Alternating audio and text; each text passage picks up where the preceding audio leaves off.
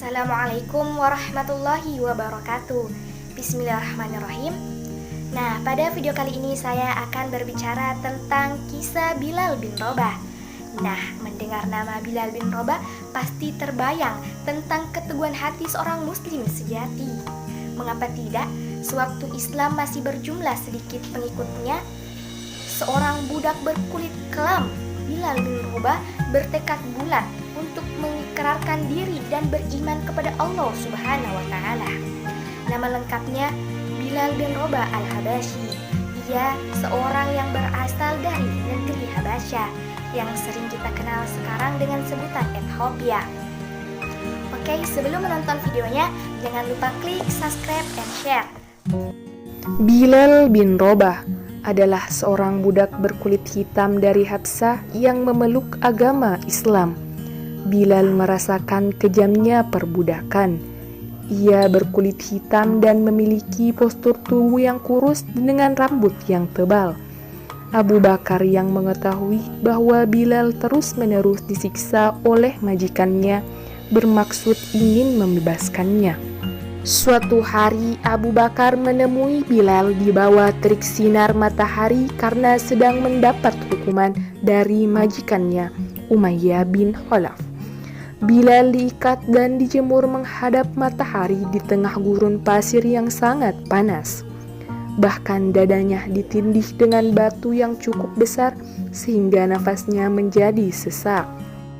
Abu Bakar segera menawarkan penawaran kepada Umayyah untuk membeli Bilal.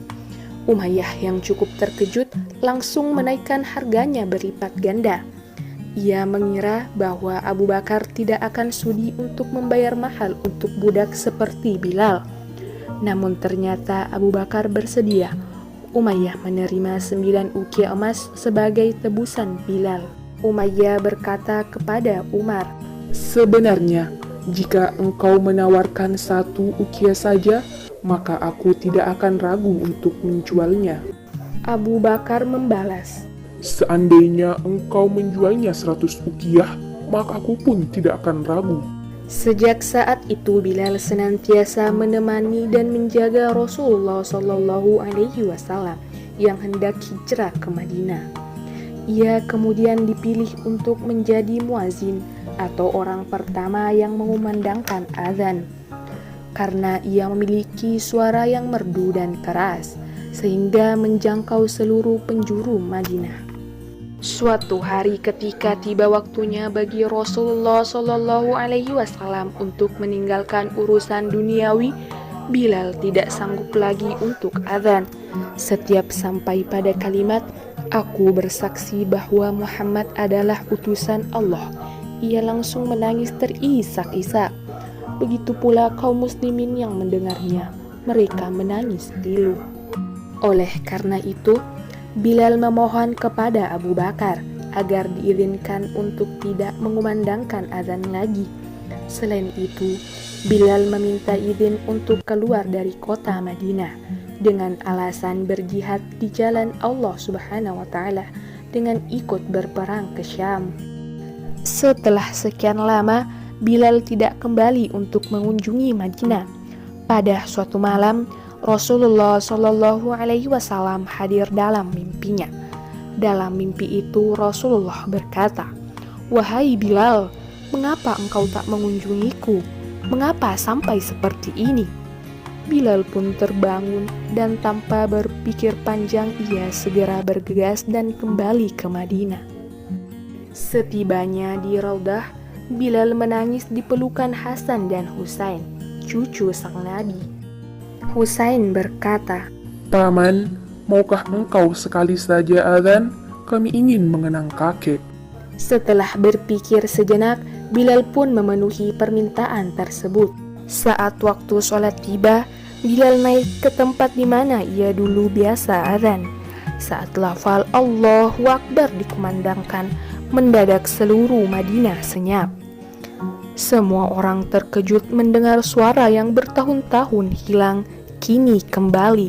Suara yang mengingatkan pada sosok nan agung yang begitu dirindukan. Ketika Bilal sampai pada lafal Asyhadu alla Seluruh warga Madinah berlarian ke arah suara tersebut. Sewaktu Bilal hendak mengumandangkan Asyhadu anna, Madinah tiba-tiba pecah oleh tangisan yang sangat memilukan. Bilal pun tak sanggup lagi untuk melanjutkan azannya.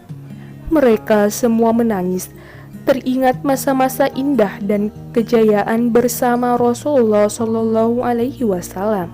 Di atas menara Nabawi, Bilal mulai beranjak turun dengan wajahnya yang dipenuhi oleh air mata yang berderai.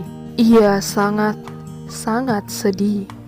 Itulah azan pertama dan terakhir bagi Bilal setelah Rasulullah Shallallahu Alaihi Wasallam wafat. Bilal wafat pada tahun 22 Hijriah di Damaskus saat ia berusia sekitar 60 tahun.